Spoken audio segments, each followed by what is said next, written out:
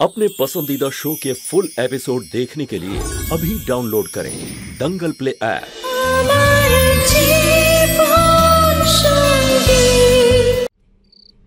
ओह আমি তো পাগল হয়ে যাব আমি। সত্যি কথাই লোকে বলে ভগবান যখন দেয় একেবারে ছাপ্পর ফুঁড়ে দেয়, আর আমাকে তো একেবারে ছাপ্পর পিষেও দিয়ে দিয়েছে। এমনকি যেটা কোমলকলি নিয়ে নিয়েছিল সেটাও আমার ভাগে। ভগবান। রঘুনাথ, আবার টাকা? তোর নাম নেওয়ার সাথে সাথে ছোটবেলায় না তুই আমাকে বাবা বলে ডাকতিস, আমি তোকে বলতাম যে আমাকে বাবা বলিস না।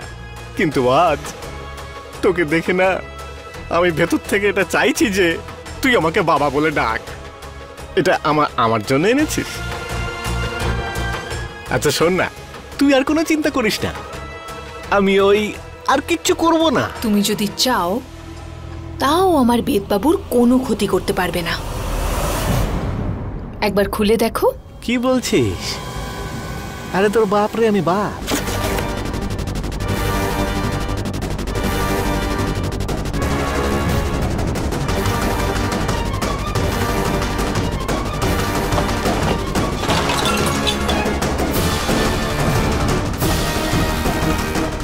আরে এগুলো কি? চিনতে পারছো না? আমার ছোটবেলার সব চিহ্ন। সেই ছোটবেলা যেটা তুমি আমার কাছ থেকে কেড়ে নিয়েছিলে। আমাকে আমার মায়ের কাছ থেকে এত ছোট বয়সে কেড়ে নিয়েছিলে যে ওনার মুখটাও আমার মনে নেই। তোমার জন্যই আমাকে 11 বছর বয়সে পায়ে ঘুঙুর পড়তে হয়েছিল। এই চিহ্নগুলো সেই কোমল কলির, যাকে তুমি এক নর্তকী বানিয়েছো। আরে তো আমি কি করবো এগুলোর? তোমায় কিছু করতে হবে না। এবার যা কিছু করার আমিই করব। তুমি শুধু দেখতে থাকো।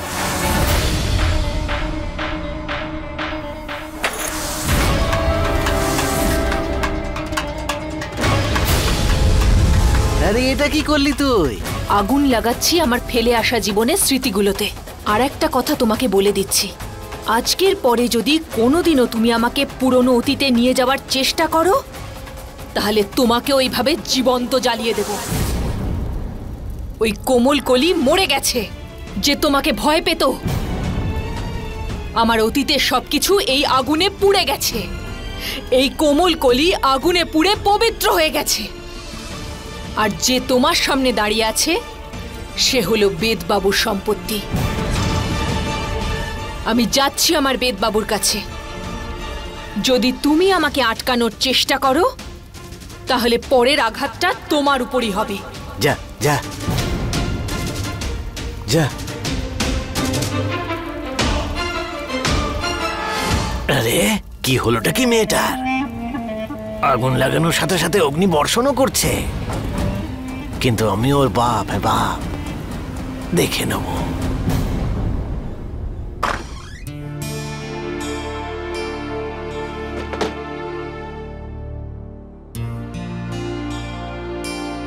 বিধি এখনো এলো না, একটা ফোন করে দেখি।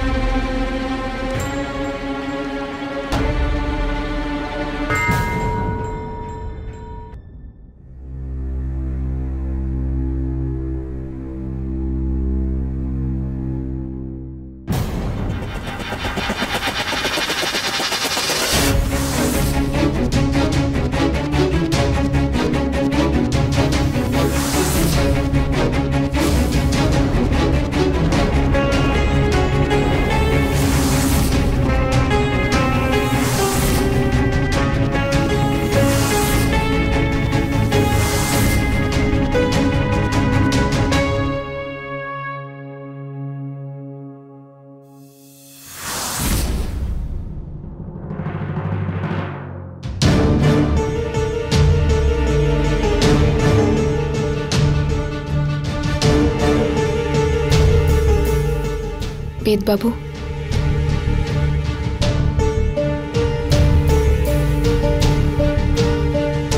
এসব কি? আপনাকে আমার সবকিছু সত্যি কথা বলে দেওয়া উচিত ছিল, কিন্তু বেদবাবু কখনো সাহস হয়নি।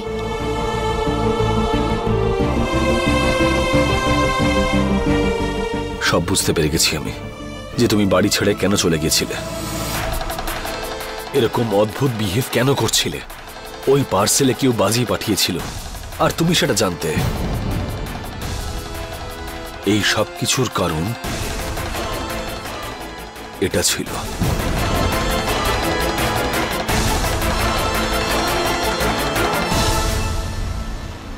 আমি কখনো ক্ষমা করব না। বেদবাবু প্লিজ এমনটা বলবেন না।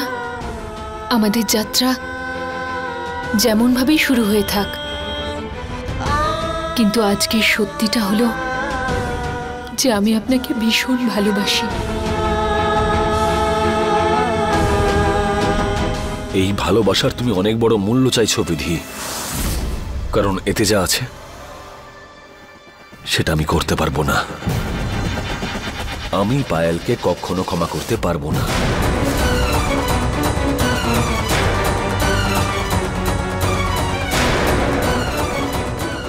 মানলাম যে ও তোমার বোন, কিন্তু আমার কাছে ও এমন একটা মেয়ে যে তোমাকে কেড়ে নেওয়ার চেষ্টা করেছিল, দুবার তোমাকে মেরে ফেলার চেষ্টা করেছে। আর এতে যা লেখা আছে সেটা মানতে আমি রাজি নই।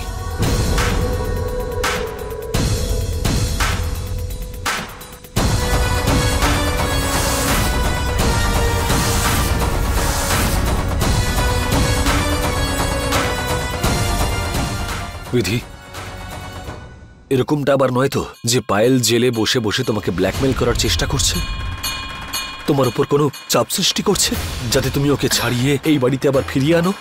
আমাকে সত্যি করে বলো বিধি, প্লিজ। না বেদবাবু, এমনটা নয়। তুমি না বলতে চাইলে বলো না, কিন্তু আমি জানি তুমি কিছু লুকিয়ে যাচ্ছ। কিন্তু একটা জিনিস বুঝে নাও, যাই হয়ে যাক না কেন আমি পায়েলকে ক্ষমা করব না, জীবনে কখনো নয়।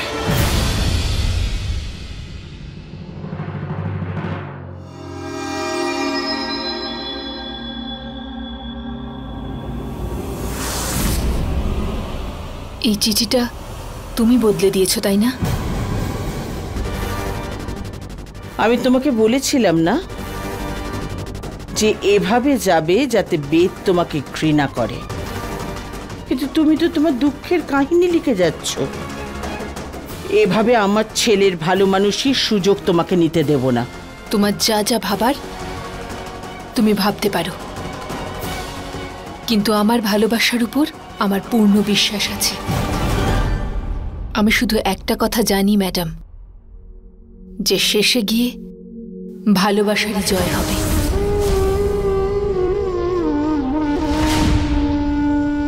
মামুনি, মামার কোথায় রে তুই?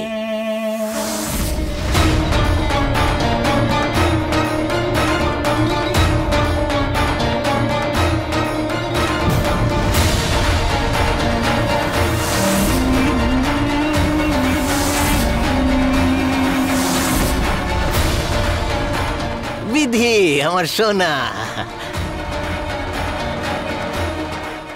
আরে কতদিন বাদে দেখলাম তোকে, বুকটা ফাঁকা হয়ে গিয়েছিল তোকে ছাড়া। কি করছো এখানে? বলেছিলাম না তোকে নিতে আসবো, চলে এসেছি। তোর বাপ রে আমি বাপ। দেখেছো কত খুশি হয়েছে আমার মেয়ে। খুব সুখে রেখেছেন আপনারা আমার মেয়েকে। আপনি বিধির কাকামশাই? একদম ঠিক ধরেছেন, রঘুনাথ ছাড়ে না কারোর হাত। কোনোদিনও আলাপ হয়নি আপনার সঙ্গে? এই ব্যাপারটা নিয়ে তো আমারও আফসোস আছে, ছিল নানা রকম সমস্যা, আর সব তো আর একেবারে বলা যায় না। ধীরে সুস্থে সবকিছু বলবো। অনেক গল্প আছে আমার কাছে, আমার নিজের আর আমার ভাইজিরও। হ্যাঁ অবশ্যই বসবো, কিন্তু এখন তো অনেক রাত হয়ে গেছে। আপনিও নিশ্চয়ই ক্লান্ত, বিশ্রাম নিয়ে নিন। আমরা বরং কাল কথা বলবো। হ্যাঁ ঠিক আছে ঠিক আছে, আপনিও বিশ্রাম করুন, আমার তো আর তাড়া নেই। অনেক সময় এখন আমার কাছে গল্প করার জন্য।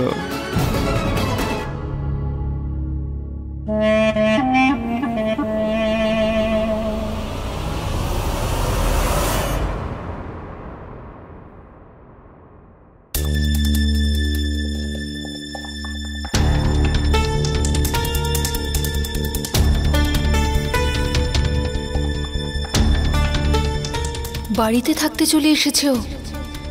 কি মতলব করছে কে জানে। ম্যাডামকে বলতে হবে ওর ব্যাপারে।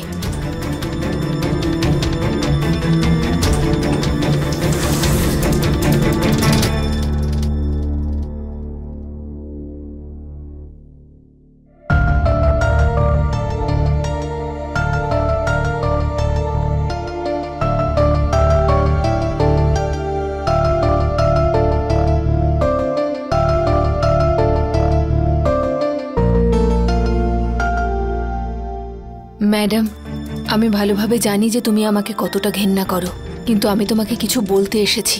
শোনো ম্যাডাম, ওই যে লোকটা আছে যে নিজেকে আমার কাকা বলে এই বাড়িতে ঢুকে এসেছে, সে আমার কাকা নয়, ও হলো আমার সৎ বাবা। আর ম্যাডাম, ও ভালো লোক নয়, ও খুব খারাপ মানুষ। আরে আমি যখন এতটাই ভয়ঙ্কর, তাহলে এই বাড়িতে আমাকে রাখছিস কেন? আরে তোর বাপ তো আমি বাপ। চল আমার সঙ্গে, এই বাড়ি থেকে বিপদ এমনি কেটে যাবে।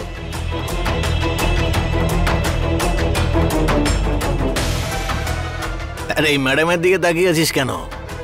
উনি জানেন আমি কে। উনি তো নিয়ে এসেছেন আমাকে এখানে।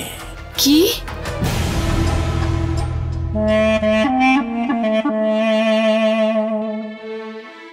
ম্যাডাম, তুমি চাও যে আমি এই বাড়ি থেকে চলে যাই?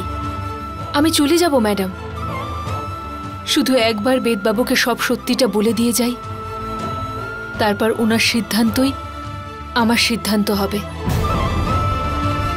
কিন্তু এর জন্য তুমি এই রাক্ষসটাকে এখানে নিয়ে এসেছো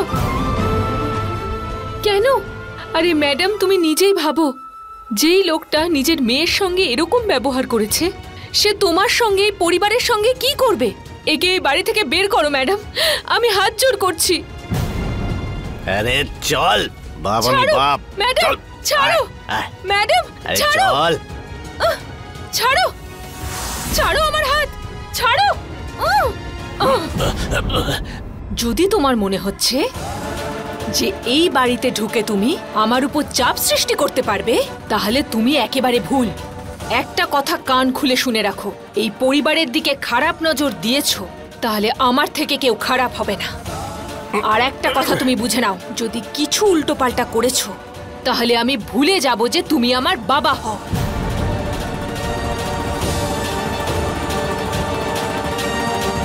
আরে খুব জোর বেড়েছে দেখছি বিড়ালের থাবায়। বেশ ঠিক আছে, দেখে নেবো। তোর বাপ রে আমি বাপ, নিজের নাতে কি হয়েছে?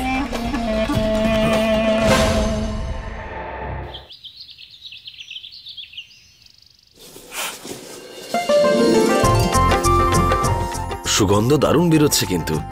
আসলে বাবু, বহু বছরের অভ্যেস আর উপরওয়ালার আশীর্বাদ আর এই বাচ্চাটার সঙ্গ।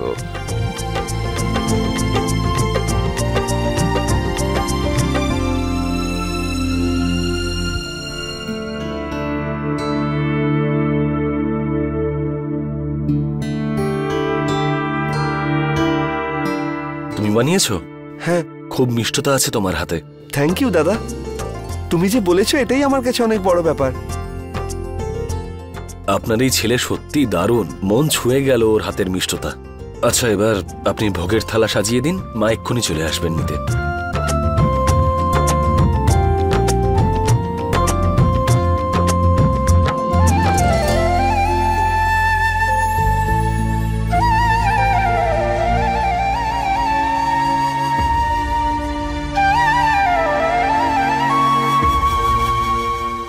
হে ভগবান, আমার ভালোবাসাকে জয় করতে আমাকে সাহায্য করুন। এই জীবনে আমি এভাবে কাউকে চাইনি, যেভাবে আমি বেদবাবুকে চাই। আমার এই একটা ইচ্ছা তুমি পূর্ণ করো, আমি দ্বিতীয়বার তোমার কাছ থেকে আর কিচ্ছু চাইব না।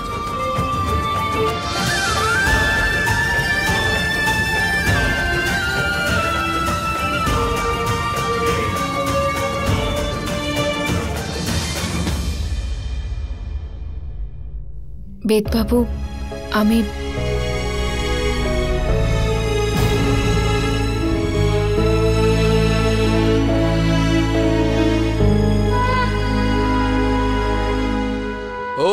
বাসুদেবায় নমঃ ওং কেশবায় নমো নমঃ। প্রতিভাবন, এবারে আরতি শুরু করুন। হ্যাঁ ঠাকুর মশাই।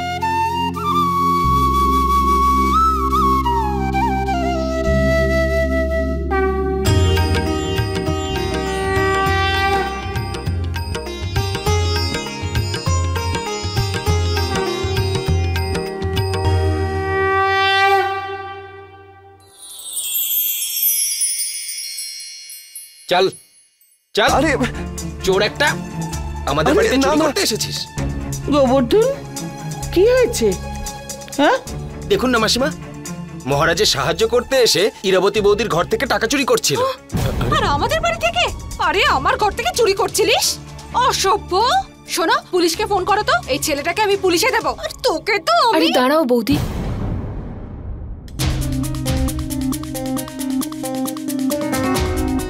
বাচ্চা ছেলেও, আমাদের ওকে জিজ্ঞেস করা উচিত যে ও কেন চুরি করতে এসেছিল।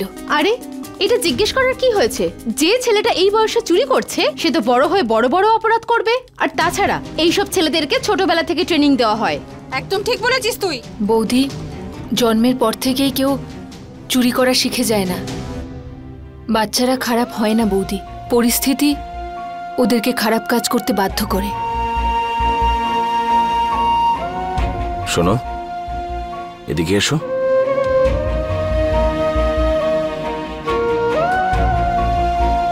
তুমি চুরি করছিলে?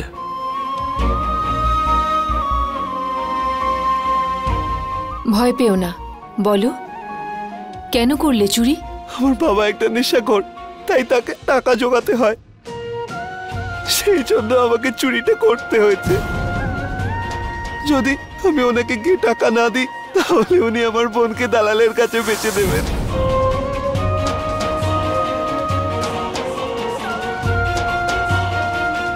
তাহলে তুমি নিজের বোনকে বাঁচাতে চুরি করেছো? কিন্তু বাবা, তুমি এই ভুল রাস্তা কেন বাছলে? মা মা মা, এটা ছাড়া আমার আর কোনো রাস্তা ছিল না। আমার যখন 10 বছর বয়স তখন আমার মা মারা যায়। তবে থেকে বাবা রোজ অত্যাচার করত, রোজ মারে আমাকে যদি আমি ওনার মর্জি মতো কাজ না করি। সিগারেট দিয়ে ছেঁকা দিত, স্কুল ছাড়িয়ে কাজে ঢুকিয়ে দিয়েছিল। কাজে ঢুকিয়ে দিয়েছিল তো, তাহলে কেন চুরি করলি তুই? ওকে না পুলিশের হাতে তুলে দেওয়া উচিত। চল না দাদা, এক মিনিট।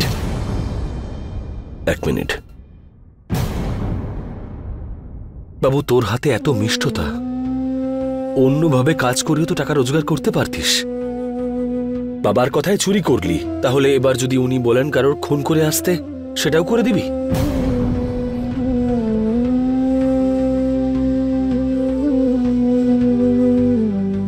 বেদবাবু এতদিন ওর বোনকে বিক্রি হওয়া থেকে বাঁচানোর জন্য চুরি করেছিল। যদি ওর বাবা ওকে খুন করতে বলতো তাহলে ও বারণ করত। আচ্ছা, তাহলে তুমি ওর পক্ষ নিয়ে কথা বলছো? তাহলে তুমিই বলো, যদি ও খুন করতে রাজি না হয় তাহলে চুরি করতে কেন হচ্ছে না? ও এটা ভাবলো না যে চুরি করার সময় যদি ও ধরা পড়ে বা পুলিশ ওকে নিয়ে যায় তখন ওর বোনের কি হবে? কে খেয়াল রাখবে ওর? তুই যেটা করেছিস সেটা ঠিক নয়। প্রথমে মিষ্টি বানিয়ে সবার মন জয় করলি, তারপর চুরি করে নিজের জায়গাটা নিজেই হারালি। তুই যেটা করলি সেটা প্রতারণা, আর প্রতারণার কোনো ক্ষমা হয় না।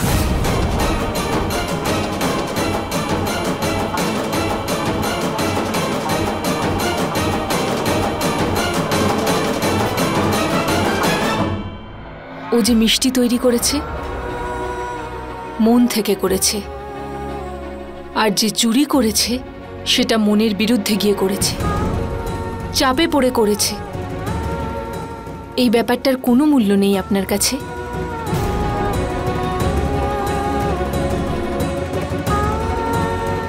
পরিস্থিতির সঙ্গে লড়াই করা এতটাও সহজ নয়, বিশেষ করে তখন যখন সাহায্য করার কেউ থাকে না।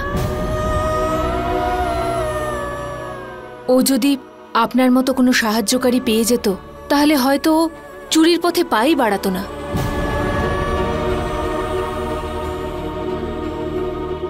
আর আমার বিশ্বাস এটাই যে পরিস্থিতি যখন প্রতিকূল হয় তখন আমাদের নিজেই নিজেদের সাহস হয়ে উঠতে হয়। যারা পরিস্থিতির সঙ্গে অ্যাডজাস্ট করে তারা সব ক্ষেত্রে হেরে যায়, আর যে কাজটা ভুল সেটা ভুল। ভুল কাজের কোনো সঠিক অর্থ হয় না, না চুরির না প্রতারণার।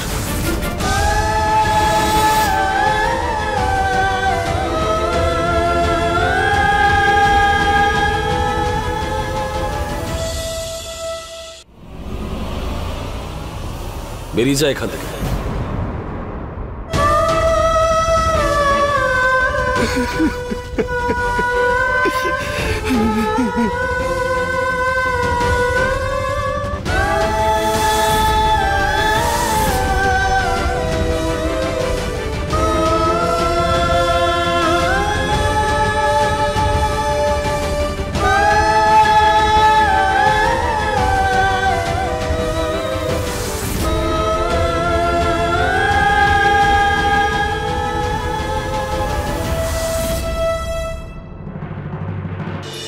फुल एपिसोड देखने के लिए अभी डाउनलोड करें दंगल प्ले ऐप।